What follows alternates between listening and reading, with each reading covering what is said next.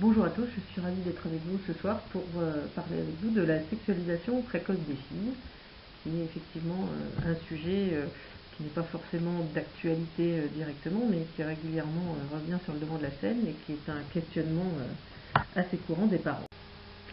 Alors tout d'abord, voilà ce que je vais vous présenter ce soir. Donc, sur une première partie, je vous expliquerai ce que c'est que la sexualisation précoce des filles, et faire voilà, déterminer un peu ce que c'est que la sexualisation et puis ce qu'on appelle précocité. Par ailleurs, il ne faut pas confondre sexualisation précoce et hypersexualisation, puisque l'hypersexualisation de la société, ce serait l'idée qu'on met du sexe partout, mais il n'y a pas forcément d'idée, en l'occurrence, de précocité. Je vous parlerai des médias et de la sexualisation précoce des filles, l'effet de cette sexualisation précoce sur les enfants, puis sur les ados, et pour terminer, comment est-ce qu'on peut réagir en tant que parent. Bon, ensuite je conclurai et puis je vous laisserai me poser des questions. Alors, la sexualisation ou la sexualité. Alors, la sexualisation est assez différente de la sexualité. La sexualité saine, quelque part, c'est quelque chose qui nourrit l'intimité entre deux personnes, qui implique des liens, et puis du plaisir partagé entre des personnes, j'allais dire pas forcément du même âge, mais enfin qui ont un même degré de maturité, et avec un certain respect pour l'autre. Bien sûr que les enfants peuvent avoir eux-mêmes quelque chose qu'on pourrait appeler de la sexualité, mais en l'occurrence, quand ils sont jeunes, il n'y a pas de rapport avec une sexualité adulte ou avec une sexualité à deux, même si les enfants, par exemple, peuvent pratiquer la masturbation et se faire plaisir avec leur corps. On n'est pas sur une sexualité d'adulte à deux. Hein, voilà. Alors, en revanche, la sexualisation, elle se produit lorsque tout d'un coup on va donner une valeur à une personne uniquement à partir de l'attirance sexuelle qu'elle provoque, sans penser à toutes ces autres caractéristiques. Donc la sexualisation, elle n'a pas forcément de rapport direct avec la sexualité de la personne à qui on impose de la sexualisation. Donc si on sexualise quelqu'un, on ne regarde que sa valeur, je veux dire, sexuelle. En général, on mesure l'attrait physique de la personne uniquement en termes de sexy, hein, de quelqu'un voilà, qui donne envie, mais pas pour son intellect ou autre chose. Cette personne aussi qu'on sexualise, à la différence de la sexualité, ça va être quelqu'un qui va être transformé en objet sexuel, c'est-à-dire qu'elle n'est pas vue comme quelqu'un qui va être dans une relation à deux avec ses avis, ses goûts, etc. Mais tout simplement quelqu'un à qui, voilà, sur qui on projette des choses, de la sexualité, et donc elle devient un objet sexuel. Et puis la sexualisation, ça peut être aussi une sexualité qui est imposée d'une manière inappropriée à une personne. Alors là, c'est pas toujours évident de savoir ce qui est inapproprié, mais en l'occurrence, projeter des choses de sexualité, par exemple, comme vous pouviez voir sur la première diapositive, avec cette petite fille habillée avec un espèce de corset lacé, là, on impose en fait un vêtement qui évoque une certaine sexualité à une petite gamine qui a 4-5 ans et qui n'a rien, enfin, pour qui c'est totalement inapproprié. C'est en général ce qui choque les gens.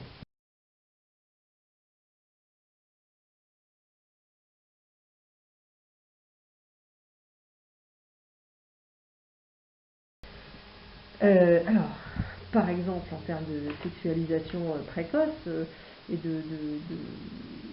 d'effacement quelque part des lignes de limite entre les âges, voilà un extrait que j'ai trouvé au féminin.com. Hein, bon, c'est pas forcément le super site le plus intéressant du net, mais enfin, il y avait quelque chose sur le string. Alors, ce que j'ai bien aimé, c'est, voilà, le titre, c'était Carnet d'expérience de femmes de 13 à 30 ans. Bon, alors déjà, c'est sympa pour celles qui ont plus de 30 ans, donc ils sont exclus de string, visiblement. Et puis, surtout, considérer qu'on est une femme à 13 ans, personnellement, je trouve que c'est un abus de langage. Ça peut être une jeune fille déjà, mais enfin, de là à dire que c'est une femme. Et puis alors après, surtout quand on continue, on se dit mais mon Dieu, est-ce qu'on est vraiment en train de parler d'une fille de 13 ans, puisque là, voilà, on vous dit en effet le string, meilleur ami de la femme et celui aussi des hommes. Donc voilà, du coup, on est sur un sous-vêtement qui intéresse les hommes, assorti au soutien-gorge pour un total look qui fait chavirer les plus stoïques, il fait monter la tension d'un cran à l'heure du déshabillage. Donc là, il faut imaginer une fille de 13 ans en train de se déshabiller en style striptease. Donc là aussi, on est peut-être un petit peu éloigné de la réalité, on impose des choses qui sont quand même pas tout à fait appropriées, je dirais. Et donc le string est merveilleux, c'est un être hybride, croisement entre le parfait, entre le sous-vêtement et la lingerie fine, raffinée, sexy, il montre le corps féminin sans pour autant tout dévoiler. Ok, et ça donc ce serait un carnet d'expérience pour des filles de 13 ans. Effectivement, là on est en train de projeter sur les filles de 13 ans des choses qui sont à mon avis très très loin de leurs préoccupations, puisque à 13 ans on peut découvrir son corps, on a peut-être fait sa puberté, on a sans doute des envies d'émancipation et des pulsions sexuelles, mais en revanche ça m'étonnerait qu'on soit déjà vraiment dans une envie de ce genre de pratique. Et je pense que la plupart ils ont plus envie de se promener avec leur chérie en se tenant la main et en se regardant dans le blanc de l'œil, et peut-être en s'embrassant ou en se touchant sur les vêtements, que de faire des choses de striptease à partir d'un string. Alors sur la précocité, bah voilà, je vous montre les photos en bas. Et bien vous voyez cette petite avec un corset, et puis l'autre qui est mini-miss aux États-Unis, hein, où on voit les vêtements, le maquillage, le sourire. Et bon, même si la robe est pas choquante, on voit bien qu'on a, par rapport à l'âge, on est en complet décalage. Et même si les petites filles aiment se déguiser, elles sont pas maquillées comme ça, et des coiffures extrêmement compliquées qui demandent des heures. Une petite fille qui a envie de se déguiser, elle peut avoir envie de mettre les chaussures de sa mère et des robes, mais elle va pas être dans ce genre de détails. Sur la photo à droite, eh bien, on voit bien cette petite avec un déhanché qui ne correspond pas du tout d'ailleurs à son corps, parce qu'elle n'a pas de taille, puisqu'elle a encore un bébé. Et on voit bien une position du corps qui n'a rien à voir avec une position habituelle d'un enfant de cet âge. Donc tout ce qui va être de la précocité, ça va être ce qui va concerner des filles qui n'auront pas encore, par exemple, passé la puberté. Et puis même la puberté n'en est pas le début obligatoire d'une sexualité à deux, hein.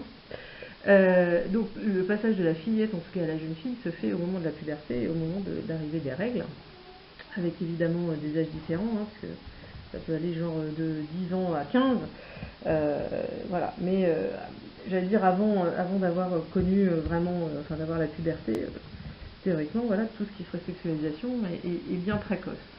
Donc à la fin de la puberté, c'est absolument normal pour les filles d'adopter des comportements qui sont plus sexués, c'est-à-dire que les filles vont avoir envie de mettre des choses de filles, des choses plus sexy, des soutiens-gorge, des vêtements qui les identifient comme faisant partie du groupe des femmes, ou en tout cas des jeunes filles. Avant ça, il n'est pas normal d'avoir un comportement d'avoir un comportement sexué, d'être même dans la séduction avec les garçons. Enfin, pas normal, pas forcément approprié. Et puis un comportement plus sexué n'est pas forcément un comportement de séduction. Donc je veux dire, sur des moments particuliers, des filles en primaire qui ont envie de se mettre du vernis à ongles, du rouge à lèvres, etc., pour s'amuser, là on est dans quelque chose qui est complètement normal. Par contre, une sexualisation précoce, ce serait avoir tout d'un coup une fille qui a 8 ans et qui est au CE2, qui voudrait absolument se mettre du rouge à lèvres tous les matins avant de partir à l'école. Voilà. C'est-à-dire dans un comportement qui est un comportement plus sexué et qui n'est pas approprié à l'âge. Alors, quels sont les 3 vecteurs de la sexualisation précoce? Alors, nous avons les médias, puisqu'effectivement, ils nous transmettent, nous présentent une certaine représentation des filles ou de la sexualité qui, consommée à haute dose, finit par avoir une influence sur nous. Les personnes de l'entourage aussi peuvent avoir une influence, alors notamment les pères, puisque notamment au collège il peut y avoir des grosses influences des copines qui s'habillent comme ci, qui s'habillent comme ça, et c'est là que vous allez voir par exemple des filles pubères qui auront envie de mettre un string pour aller à l'école, voilà, et leurs copines pas pubères, sans hanches, etc., qui vont avoir envie de mettre la même chose pour faire pareil. La famille aussi peut être effectivement un vecteur, puisqu'en n'étant pas forcément conscient de ce qu'ils impliquent. Donc la famille, les parents. Alors si vous pensez que j'exagère, sachez qu'une fois je suis intervenue dans un centre d'hébergement pour une ville qui envoie les enfants là-bas en classe verte ou bien en colonie de vacances. Et bien dans cet endroit-là, vous accueillez principalement des enfants de primaire. Les animatrices m'ont dit qu'effectivement dans leur stock de vêtements qu'elles gardaient sur place, il y avait des stocks de culottes, puisqu'il n'était pas rare que des filles de primaire viennent équipées dans leur valise de string et non pas de culottes. Voilà, ce qui peut sembler un peu particulier. On peut supposer qu'à cet âge-là, c'est pas elles qui vont s'acheter les vêtements et qui choisissent. Donc effectivement, la famille, les parents, influencés peut-être par la pub, par leur enfant, et puis par un décalage de ce qui est finalement dans la normalité, à force d'être confrontés à des images, voilà, achètent des strings ou des chaussures à talons, etc., qui ne sont pas forcément appropriées aux filles. Et puis donc les jeunes filles elles-mêmes finissent par procéder à ce qu'on appelle l'internalisation de la norme, c'est-à-dire qu'à partir du moment où l'extérieur leur dit qu'une fille c'est comme ça et que pour être une fille il faut aller au spa et il faut se maquiller et il faut prendre soin de sa peau, c'est-à-dire des comportements voilà, de filles d'un certain âge, eh bien elles finissent elles-mêmes à un âge assez précoce à internaliser cette norme et à penser que c'est complètement normal de se comporter comme ça et on aurait du mal à leur en vouloir. Je me souviens il y a quelques années d'un reportage sur le spa pour les petites filles, alors c'était sans doute en région parisienne, où une maman emmenait sa fille de 8 ans au spa et organisait l'anniversaire au spa où les filles avaient des pieds, je pense qu'elle est dans un fiche spa, donc pour se faire boulotter les peaux mortes sur les pieds à 8 ans, on ne sait pas très bien, voilà. Et puis voilà, c'était le fun du fun, voilà, c'est aller au salon d'esthétique avec ses copines à 8 ans et manger des fraises tagada et boire du champomis et faire voilà et les justifications de la mère après chacun fait ce qu'il veut sur comme ça elle apprend à prendre soin de sa peau, etc. Peut-être, en tout cas très certainement, on est sur à mon avis un décalage de la norme et aussi peut-être un décalage par rapport à ce qui est intéressant pour des enfants de cet âge-là. Tu aurais peut-être préféré qu'on les emmène au parc, jouer au ballon, faire du vélo ou toutes les choses que font les filles qui ont 8 ans et pas forcément rester assises à se faire maquiller les ongles et boulotter les peaux mortes des pieds par des poissons. Voilà, je suis pas sûre que c'était la chose qui était le plus fun pour eux. Donc sur ces 3 vecteurs, je vais revenir plus spécifiquement sur les médias aussi, puis après plus tard sur le rôle des parents. Mais c'est vrai que c'est quelque chose auquel il faut faire attention et puis enfin faut rester vigilant et puis ouvrir un petit peu les yeux parce qu'on finit des fois par être complètement décalé sur ce qui est normal ou pas à force d'être confronté à ces images.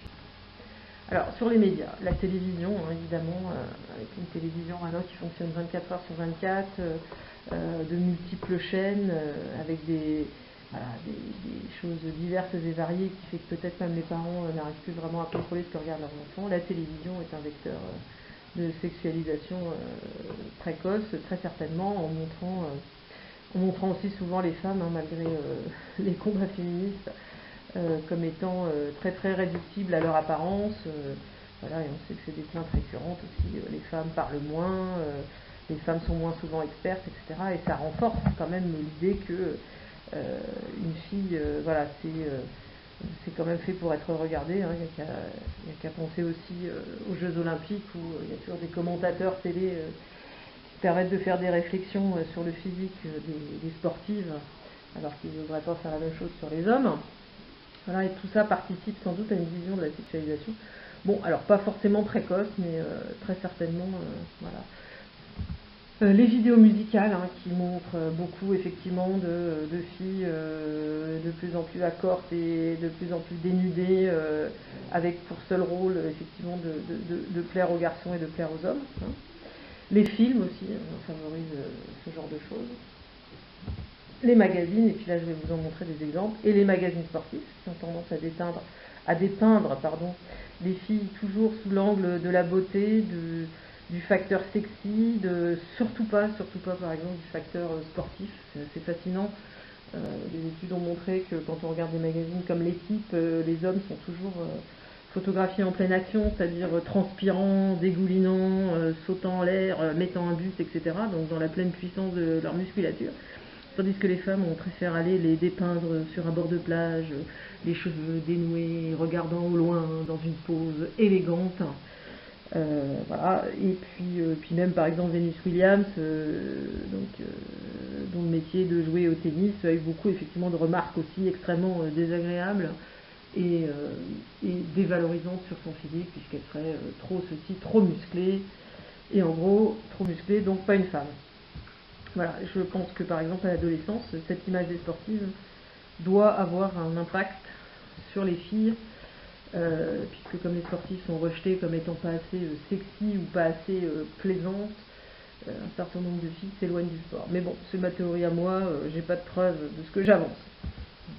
Et la publicité. Alors la publicité, évidemment, elle exploite toutes nos faiblesses et nos besoins pour essayer de nous vendre des choses. Donc évidemment la publicité, la publicité ça vend du maquillage pour les filles, même petites, des vêtements qui ne sont pas forcément appropriés pour les filles petites, même des 8 ans. Donc là évidemment la publicité c'est son intérêt, hein. C'est pas une entreprise de philanthropie. Alors ici je ne peux pas vous montrer le film maintenant, mais je vous le montrerai après. C'est un film, vous aurez le lien après pour pouvoir aller le voir, donc de la communauté européenne pour attirer les filles pour qu'elles fassent des sciences. Et là donc on a des filles qui sont relativement jeunes, ça ne se voit pas quand on regarde la photo là, mais c'est des filles qui sont censées, qui à mon avis ont dans les 13-14 ans, et alors là on est sur de la séduction, sur un truc précoce aussi, parce que même si à 13-14 ans on a envie d'être séduisante, on se met pas des talons qui ont 15 cm et on se maquille pas comme une voiture volée. Donc je vous laisserai aller voir la vidéo. Et alors non seulement on est dans une sexualisation précoce très certainement, mais alors en plus on est dans des stéréotypes absolument incroyables au niveau des femmes et de la science, puisqu'on prétend les attirer en leur disant oh là là ça va être trop bien, vous allez pouvoir fabriquer du maquillage.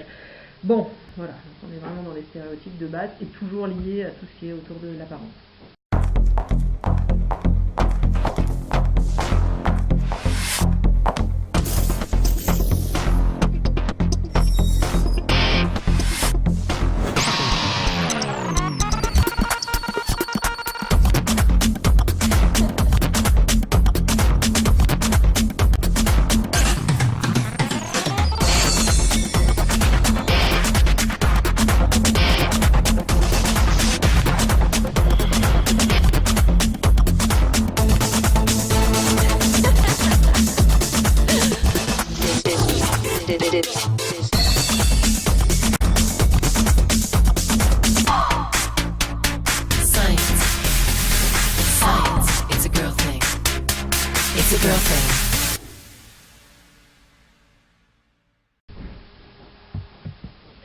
Alors, Bi, donc je suis allée, pour préparer cette conférence, je suis allée chez un vendeur de journaux et je lui ai demandé, bon dites-moi ce que les filles qui ont 12, 13, 14 ans achètent comme magazine, voilà, pour que j'ai une idée, parce que bon, moi c'est pas vraiment le genre de magazine que j'achète, donc je n'étais pas très au courant, et elle m'en a sorti plusieurs. Alors, Bi, voilà, donc acheté par des filles de 13-14 ans, même si on va dire qu'elles ont fait leur puberté.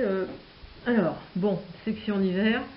Alors là, moi qui suis en Haute-Savoie, je peux vous dire section hiver avec le ventre à l'air, ça va être compliqué.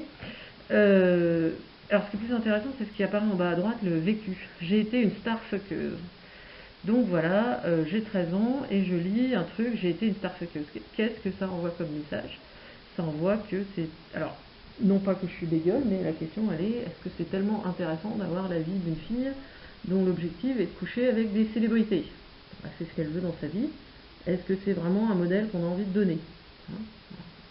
Bon, la bébé crime, Tom Cruise me faisait un peu peur. Bon, il y a Ramayad, qui est peut-être quand même, l'alibi politique de vie. Bon. Alors, voilà, les filles de 13-14 ans lisent quoi? Quelque chose de formidable qui s'appelle Miss. Alors bon, le contenu éditorial, ça casse pas trois pattes à un canard, mais au cours de quoi ça tourne? C'est test, sais-tu plaire aux mecs? Comment choisir entre deux mecs? Donc voilà, j'ai 14 ans, 13 ans, je me demande comment choisir entre deux mecs. Moi je pense qu'en fait il y a plein de filles de 13-14 ans qui sont juste en train de se mourir d'amour pour un garçon dans leur chambre en rêvant oh là là, ça serait bien si tu me regardes. Alors on n'en est pas à choisir entre deux mecs. Donc on serait plutôt sur recherche copain désespérément. Alors je t'aime par SMS, bon ou mauvais plan, d'accord. Et puis comment savoir ce qu'ils pensent de toi. Voilà, donc on est vraiment tourné que des choses qui sont autour de la séduction, etc. Puis la fille qui est en photo, certainement pas 13 ou 14 ans. Alors ce qui est aussi intéressant, c'est d'aller sur la dernière page. la troisième, pas la quatrième de couverture, mais la troisième.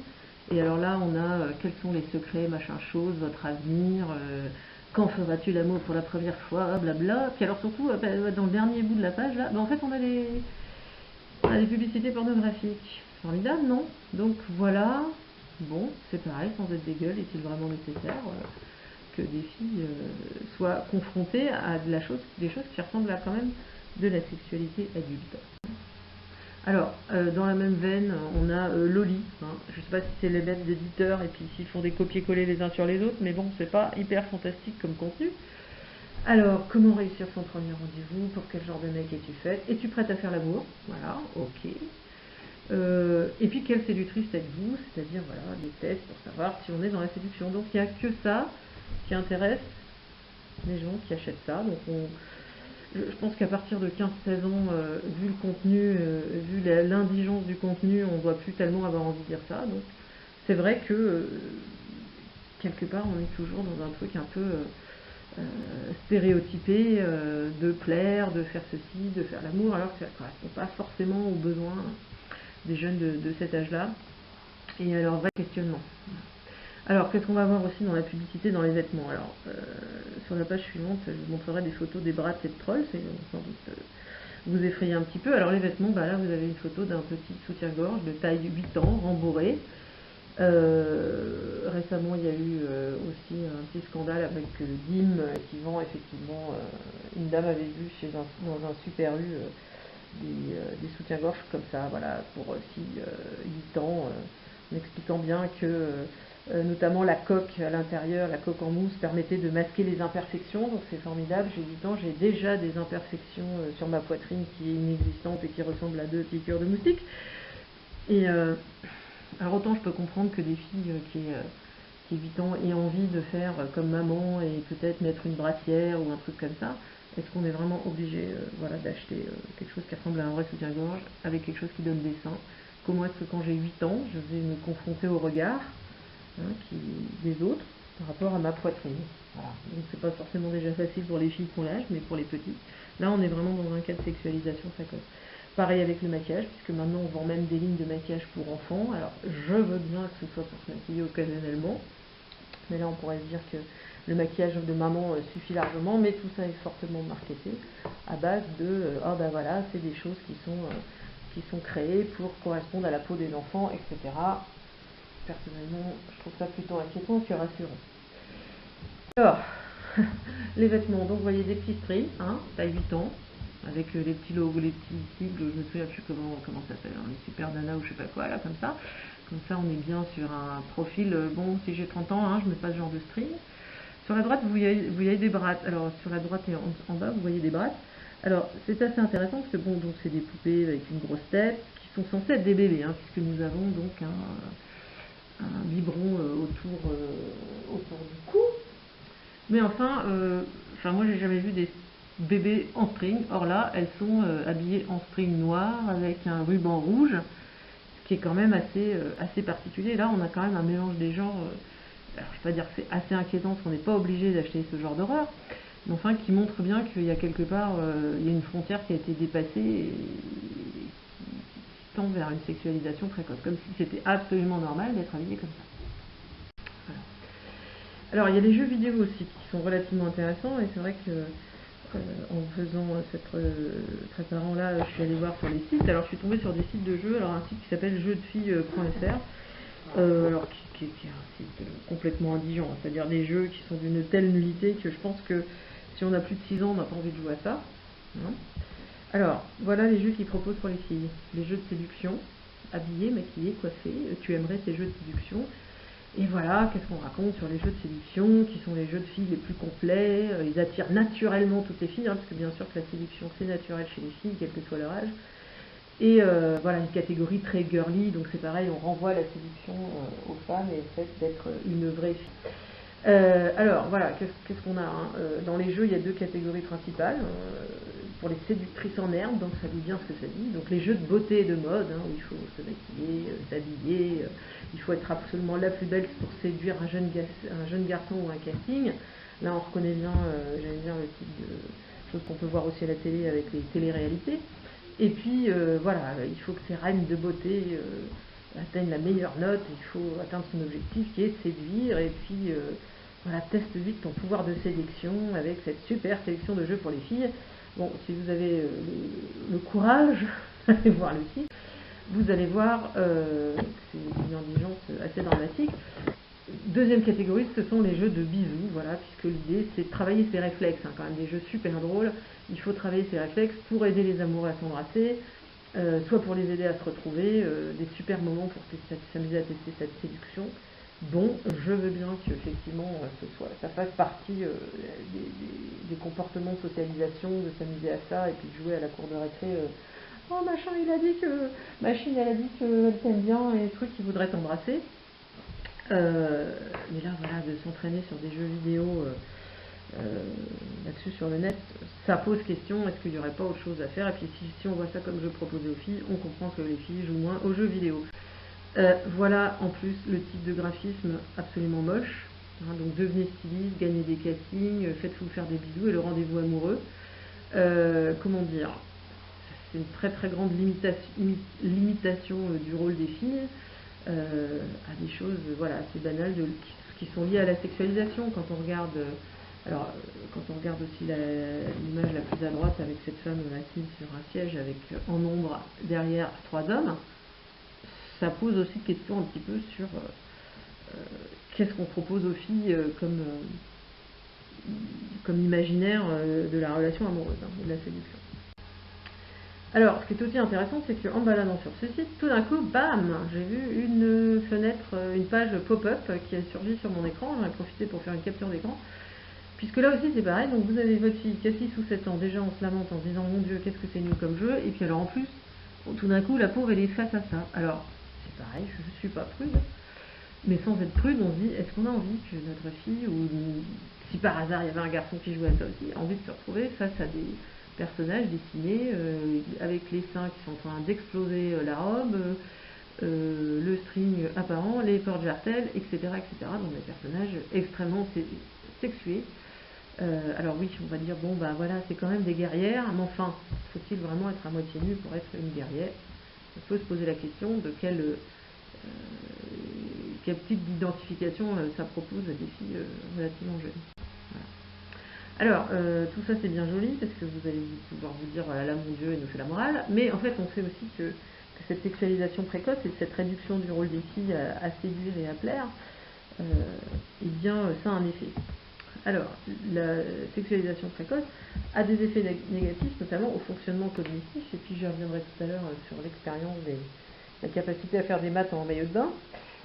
Mais on pense qu'effectivement, à force d'être tellement concentré sur faire attention à son apparence, faire attention à toujours être bien, faire attention à ce que pensent les autres de comment je suis habillée, si j'ai une jupe courte, il faut que je fasse attention à la façon dont je m'assieds, dont je n'écarte pas les genoux. Voilà, et bien en fait ça mobilise des compétences cognitives, enfin ça mobilise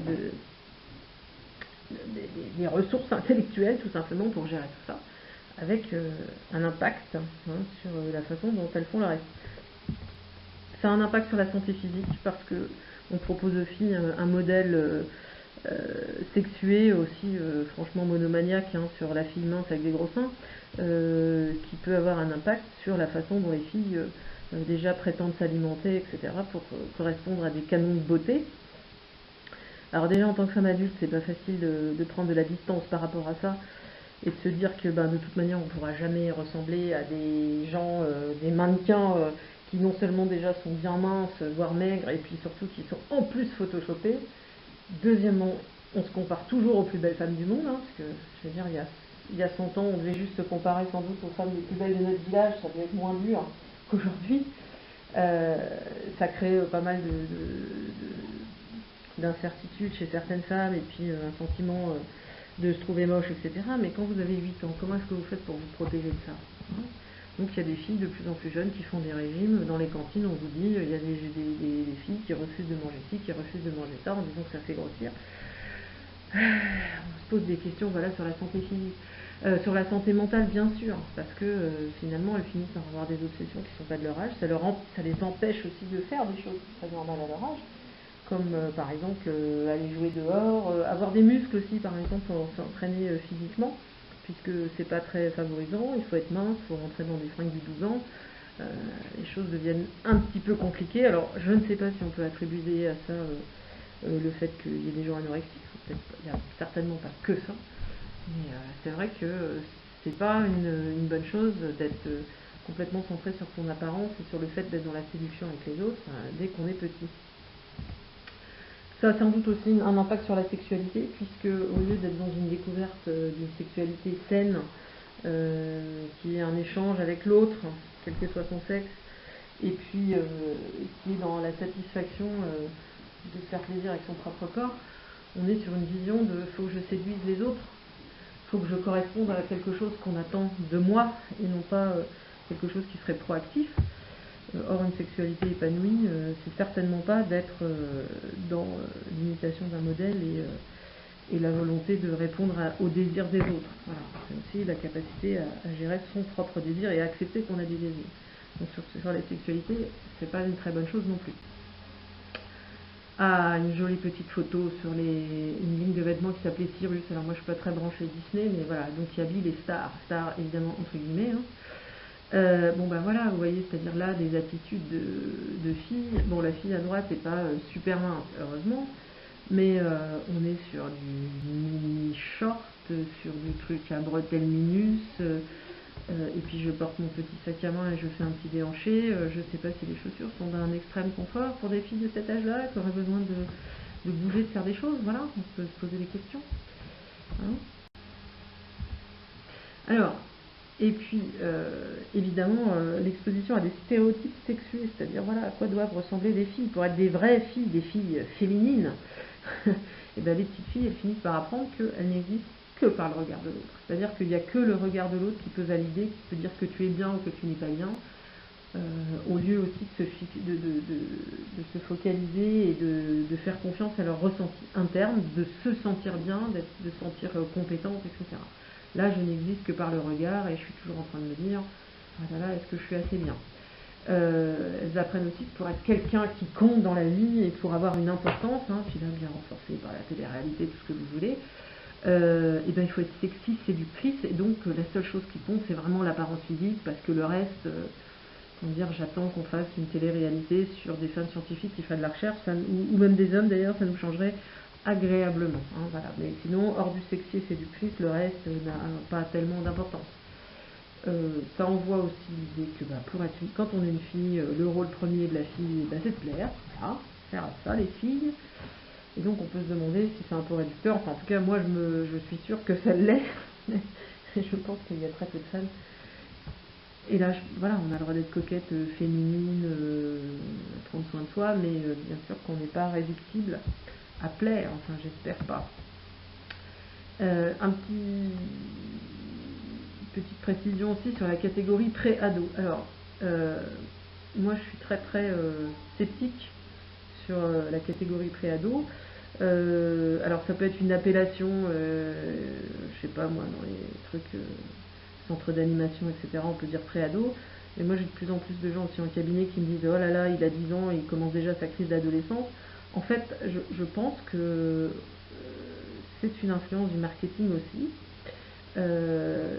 Alors, la tendance évidemment des enfants, c'est toujours de vouloir être plus grand, et d'avoir les avantages des plus grands, parce qu'évidemment quand on a 10 ans et qu'on voit les ados qui ont un téléphone, qui ont ceci, qui ont cela, forcément, ça peut faire envie. Mais en fait, je pense qu'à force de penser que les enfants vont être bientôt ados, on finit par accepter des comportements chez eux qui devraient être inacceptables. C'est-à-dire qu'on ne doit pas, quand on a 10 ans, on ne se comporte pas comme un ado. Par contre, effectivement, pour la publicité, c'est intéressant de faire une catégorie pré-ado à qui on vend des choses que sinon on n'aurait pas vendues. Des choses qui les font ressembler, soi-disant, à des ados. Donc, quand on voit des enfants qui ont 10 ans, par exemple, si je parle de catégorie pré-ado, des enfants qui sont dans la rébellion, qui répondent à leurs parents, etc., il y a juste un moment et il faut leur dire stop, maintenant t'as 10 ans, tu remets ta culotte petit bateau et puis tu nous embêtes plus. Voilà. Être dans l'idée que c'est une catégorie et qu'ils sont déjà dans la crise d'adolescence, quelque part, c'est leur permettre de brûler des étapes qui n'ont pas forcément besoin de brûler, et à chacun, et la crise d'adolescence, si elle n'est pas déjà forcément très très visible, mais elle se produit à un moment particulier qui correspond au moment du développement du corps, qui s'accompagne avec des changements psychiques. Et à 10 ans, on est juste sur de l'imitation. Si vous regardez par exemple le catalogue de la Redoute, les ados c'est de 10 à 16 ans. Non, quand on est ado, on n'est pas, quand on a 10 ans, on n'est pas ado. Alors c'est vrai qu'on peut avoir 10 ans, être une fille, être déjà réglée, et faire 1m70 et chausser du 39. J'admets que ça va être des fois difficile de trouver des vêtements corrects, de trouver des soutiens-gorge sans coque par exemple, si vous avez une fille qui a 10 ans ou 11 ans et qui a besoin de soutien-gorge. Mais je veux dire, on est en CM2 ou en début de 6e, voilà, on n'a pas besoin de faire l'ado, voilà, on a juste besoin de se coltiner son corps qui change et avec lequel on n'est pas forcément super à l'aise. Voilà. Alors, les effets sur les ados de la sexualisation précoce, alors on sait qu'il y a une attention chronique à l'apparence physique, et cette attention chronique, elle a des effets directs sur les compétences en mathématiques. C'est assez fascinant. Il y a une étude qui a été faite aux États-Unis par des psychologues où en fait on a demandé, on a mis en situation des garçons et des filles de faire, ils étaient à peu près en 3e, de faire des exercices de maths, et on les a mis en maillot de bain. Alors je peux vous dire tout simplement que les garçons en maillot de bain, ça ne les défrise pas plus que ça, ils font leurs exos de maths, tout simplement parce que visiblement ils ne sont pas très très influencés par le regard qu'on peut avoir sur eux, sur leur corps, pendant qu'ils sont concentrés sur leur exo de maths. Alors par contre les filles, c'était absolument dramatique, c'est-à-dire qu'ils n'arrivaient pas à faire l'exercice tellement elles étaient centrées sur l'idée de ce qu'elles donnaient à voir, quoi. Voilà. Alors par contre, ensuite on leur refaisait faire un exercice de mathématiques aussi, habillé avec un sweatshirt qui cachait les formes, et là il n'y avait aucun problème pour les filles à résoudre les problèmes mathématiques. Donc c'est assez évident que l'effet chronique à l'apparence a certainement un impact sur la cognition et sur la capacité à faire marcher son cerveau et à se centrer sur autre chose. Ce qui a poussé d'ailleurs dans certains endroits certaines personnes à dire qu'il serait peut-être bon de séparer les filles et les garçons à un certain âge. Bon, ça se discute, il y a toujours du pour et du contre là-dessus. On sait aussi que chez les ados et chez les filles, la conscience de son apparence physique empêche de faire du sport correctement, c'est-à-dire qu'elles sont toujours en train de penser à l'impression qu'elles donnent. Alors notamment la transpiration c'est compliqué, le fait d'être ridicule, les gestes, etc. Fait que c'est vraiment compliqué de faire du sport et de faire les gestes. Et puis on sait que la sexualisation des jeunes filles provoque chez elles différentes pensées du style honte de son corps, puisqu'il n'est pas assez sexy, il est trop mou par-ci, pas assez dur par-là, ou trop gros, trop petit, enfin tout ce qu'on peut imaginer, hein. Et avec une véritable honte qui est quand même assez forte. On peut avoir un dégoût, c'est-à-dire qu'à force d'être abreuvées d'images de filles sexy, fines, elles ont l'impression que leur corps est dégoûtant, c'est-à-dire que dès qu'elles transpirent notamment, voilà, ça ne devrait pas exister, quoi. C'est comme si leur corps était une chose immonde, hein, et avec une vraie détestation. Et puis alors une anxiété totale pour l'apparence et la vigilance par rapport aux vêtements qui est constante. Alors évidemment ça va dépendre des personnes, très certainement. Personnellement je me souviens que je suis allée aux États-Unis quand j'avais 15 ans, donc ça fait à peu près 33 ans, ça date, mais déjà à l'époque, donc j'ai passé un mois dans un lycée, et à ma grande surprise, toutes les filles comme ça qui étaient en seconde et en première, qui sont en terminale d'ailleurs, se précipitaient, parce qu'elles avaient des pauses, elles se précipitaient aux toilettes pour aller se refriser les cheveux et se refaire le maquillage. Alors moi évidemment en France j'avais jamais vu ça, en même temps dans les toilettes des lycées français il n'y a pas de prise électrique, donc on ne risquait pas de se refriser les cheveux, mais on peut avoir des stratégies à ce point-là, c'est-à-dire des gens qui sont toujours centrés sur leur apparence, parce qu'ils sont complètement anxieux à l'idée de ne pas correspondre à l'image qu'on attend d'eux, ou qu'on les juge par rapport à cette image. Quand vous êtes occupé à ça, vous n'êtes pas occupé à autre chose. Alors sur la santé mentale, voilà, on a des troubles des conduites alimentaires, ce qui semble assez évident, ceux-ci font des régimes pour être ceci, cela, sont des fois dans des délires complets par rapport à la réalité de leur corpulence, ou de croire que quand on a 15 ans ou 16 ans, on peut s'habiller en taille 30, c'est-à-dire du 12 ans. Une estime de soi qui est relativement basse, puisque c'est une estime de soi qui dépend toujours de ce que les autres renvoient. Donc il suffit qu'il y en ait qui renvoient des choses négatives pour que les filles se sentent remises en cause et ne se sentent jamais bien. Alors une bonne estime de soi, c'est notamment basé sur le fait qu'au niveau interne, on est à peu près sûr de valoir quelque chose. Si on est toujours en train d'être mesuré par rapport à son apparence physique et que c'est les autres à l'extérieur qui valident, et bien évidemment que l'estime de soi, elle n'est pas terrible.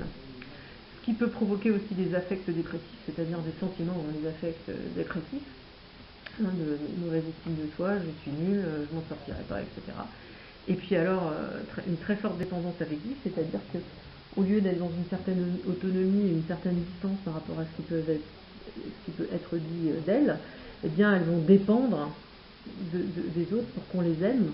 Et si quelqu'un exprime qu'on ne les aime pas, etc., eh bien ça va les mettre dans une situation difficile à supporter, puisque voilà, elles dépendent des gens qui les valident. Leur bien-être affectif dépend des gens qui valident en disant mais c'est quelqu'un de bien, quoi. Et puis évidemment vulnérabilité à l'apparence, c'est-à-dire que on a du mal à supporter de ne pas être conforme à une espèce de norme absolument impossible. Alors dans les relations avec l'autre sexe aussi, ça a un impact, puisque les filles qui sont élevées là-dedans vont avoir une tendance à penser que les relations avec les garçons sont comme une espèce de jeu, dans lequel les hommes et les femmes sont un adversaire, et non pas dans du compagnonnage, j'allais dire, puisqu'il faut séduire, il faut plaire, et en fait, dans cette sexualité-là où on n'accepte pas, en fait, paradoxalement, le sexué, c'est-à-dire le fait d'avoir du désir pour l'autre, puisque quelque part, à la fois les filles sont sexy, mais pas civilisées, donc comme si elles n'avaient pas de désir et de pulsion sexuelle. Donc là, quelque part, on va être sur je vais la voir, je vais lui faire croire que, etc. C'est-à-dire à peu près le type de comportement qu'on peut avoir peut-être au collège, où on a l'impression que je me suis fait avoir, je sais même pas si au collège, c'est quelque chose de normal. Voilà, donc avec des trucs, des filles qui vont être taxées notamment d'allumeuses, puisque finalement cette centration sur l'apparence n'est pas forcément justement liée à un désir interne de plaire et à une pulsion de plaire. Et du coup, c'est très très difficile pour elles de gérer le fait que finalement après elles attirent du désir. Elles n'ont que mépris pour ces gens qui ont du mal à gérer leur désir alors qu'elles ne voient pas qu'elles sont amputées du leur. Et puis alors, ça c'est des études canadiennes qui montrent aussi que les filles qui sont élevées comme ça sur de la sexualisation précoce acceptent beaucoup plus facilement la violence de leur petite amie. En fait, à force d'être biberonnées aux clips de rap où il y a une certaine violence, il n'y a certainement pas que les clips de rap qui jouent ça, il suffit d'aller aussi voir certaines photos dans certains magazines, ce qu'on appelle notamment le porno chic, c'est-à-dire en fait des scènes porno mais où les gens sont encore vaguement habillés et puis comme c'est sur papier glacé ça passe mieux. Et bien les filles finalement finissent par trouver normal qu'il y ait des relations de violence, comprenant pas que la relation avec quelqu'un qu'on aime n'a rien à voir avec ça, quoi. Mais là encore, on est sur autre chose. C'est l'autre qui a du désir pour la fille, et la fille n'a pas de désir, donc on n'est pas du tout dans une relation partagée. Alors, on en vient au rôle des parents. Je vous dépeins une situation cataclysmique. Alors heureusement, ça ne concerne pas tout le monde, et puis pas tout le temps, et pas surtout, quoi. Mais les parents, évidemment, ils ont un rôle à jouer, notamment être vigilants sur des influences cachées, ce qui se passe dans la chambre quand les filles vont sur des tutos sur YouTube, etc. Qu'est-ce qui est transmis, qu'est-ce qu'elles vont regarder le soir en rentrant de l'école, toutes ces téléréalités sur devenir mannequin, sur devenir ceci, sur devenir cela, il faut se transformer, il faut être mince, il faut avoir les dents droites, etc. Donc allez discuter de ça. Regarder ensemble et puis discuter de l'influence des médias, des films, des vidéos, des magazines, des jeux vidéo, pour aller déconstruire un peu ça et puis ramener un peu dans de la réalité. Et puis ça vous permet de savoir aussi ce que font vos enfants. Discuter aussi de l'influence des copains, voilà, même si on ne veut pas que nos enfants soient complètement différents des autres, mais il y a des choses qui ne sont pas forcément acceptables, et si votre fille est en 6e et que ses copines ont déjà des talons, vous n'êtes pas obligé d'être d'accord, et de dire bah oui, c'est comme ça, et moi c'est pas quelque chose que je valide.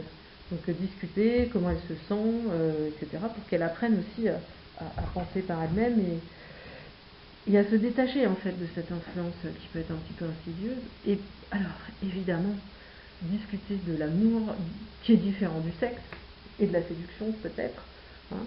Qu'est-ce que c'est que la séduction, le sexe? Alors je sais que c'est pas toujours facile de parler de ça avec les enfants, puis tout n'est pas forcément à discuter avec les enfants, hein. Ça dépend aussi des relations qu'on a avec eux et puis la facilité qu'on a de parler de ces choses-là, mais ou au moins trouver quelqu'un avec qui ils peuvent en parler et puis être bien clair hein, sur le fait que voilà, une femme n'est pas réductible à la séduction qu'elle provoque, et puis que les femmes aussi ont des pulsions sexuelles.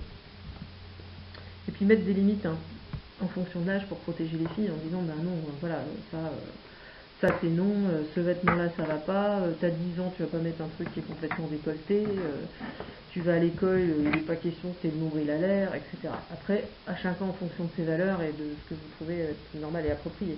Mais quand même mettre certaines limites. Alors, la mère et le père aussi peuvent avoir des rôles différents. Donc à chacun après de trouver ce qui lui convient dans ce que je vais dire. Hein.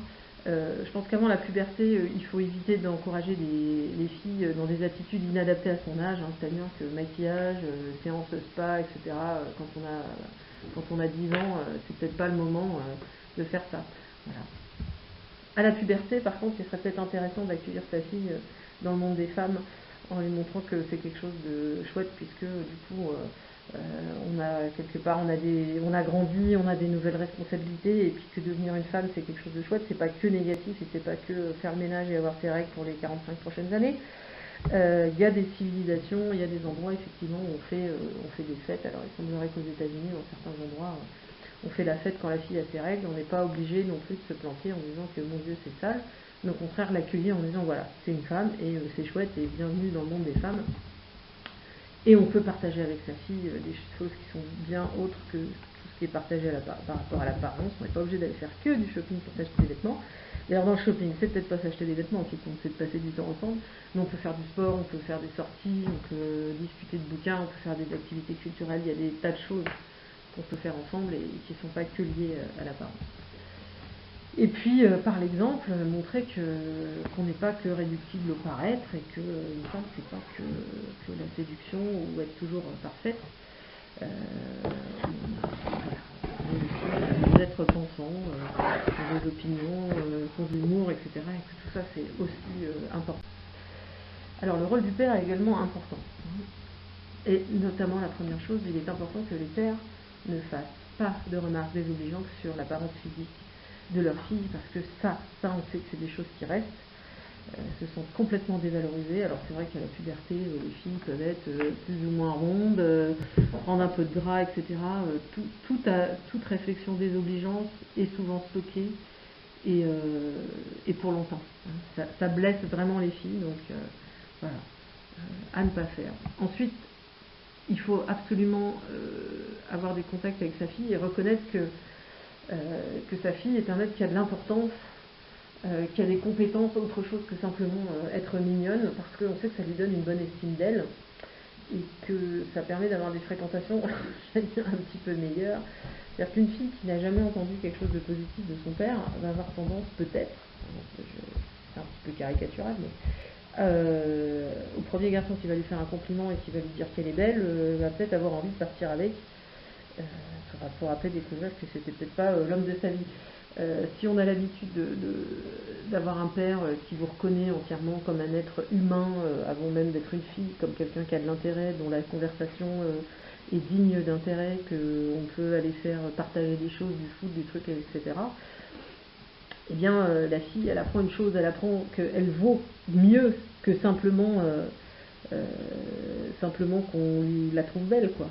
Donc ça permet aussi d'avoir une assez bonne estime de soi, parce qu'en fait on va mesurer les autres hommes par rapport à, et puis la relation qu'on va avoir avec les hommes, à la relation qu'on a eue aussi avec son père. Donc c'est pour ça que j'ai écrit, je sais que je vaux mieux que ça, parce que j'ai l'habitude d'être respectée par l'homme le plus important dans ma vie jusqu'à présent, c'est-à-dire mon père ou mon beau-père, hein, voilà, je suis pas forcément sur du biologique ici. Donc c'est important le rôle du père ici, de dire que voilà, c'est ma fille, c'est digne d'être ma fille, c'est quelqu'un de bien, et je veux dire, quel que soit ton tour de taille, etc., et t'es quelqu'un d'intéressant. Ensuite, Alors, éviter une chose aussi, c'est que certains pères tombent vraiment sous le... ont des petites filles qui peuvent être relativement séductrices au départ. Alors si elles sont séductrices, c'est pas parce qu'elles ont ça dans les gènes, hein, c'est parce qu'elles ont remarqué aussi que leurs pères font quand elles sont dans de la séduction et dû faire des petits clins d'œil, etc. Et que du coup, ils leur passent les caprices. Donc ça, c'est quelque chose sur lequel il faut être quand même relativement vigilant. Alors les enfants mignons, c'est toujours pareil, hein, ils ont plus de pouvoir comme ça de manipuler un petit peu. Mais voilà, ne pas laisser sa fille avoir trop de pouvoir par la séduction, puisque sinon ça risque d'être quelque chose, ça va se dire, bah, ça fonctionne bien et je continue comme ça. Et puis à la puberté, reconnaître que sa fille est devenue une jeune fille, et pourquoi pas en être fière d'ailleurs. Hein. Et l'encourager dans tous ses talents, pas uniquement dans son apparence évidemment, parce que, je pense que pour la plupart des gens, on se rend bien compte que l'apparence, c'est pas ça qui fait une vie conjugale forcément intéressante. Voilà. Donc pour terminer en conclusion, écoutez, c'est pas toujours facile de faire face à des comportements sexualisés chez les filles, parce que c'est vrai que notre environnement a tendance à nous montrer que c'est toujours complètement normal. Mais bien sûr, c'est important d'être vigilant, de faire attention que ce ne soit pas d'autres qui fassent l'éducation de nos enfants, hein, parce que ils sont soumis à beaucoup d'influences, ils passent plus de temps devant les écrans qu'à l'école. Et puis on ne contrôle pas toujours ce qu'ils font, c'est des fois difficile avec les tablettes, etc. Donc faire attention que ce ne sont pas les sociétés qui souhaitent vendre des choses à nos enfants qui fassent leur éducation. Voilà, et il est important de rediscuter tout ça avec eux et de remettre les choses au clair, en accord bien sûr toujours avec vos valeurs. Voilà, je vous remercie et puis je vais maintenant prendre vos questions.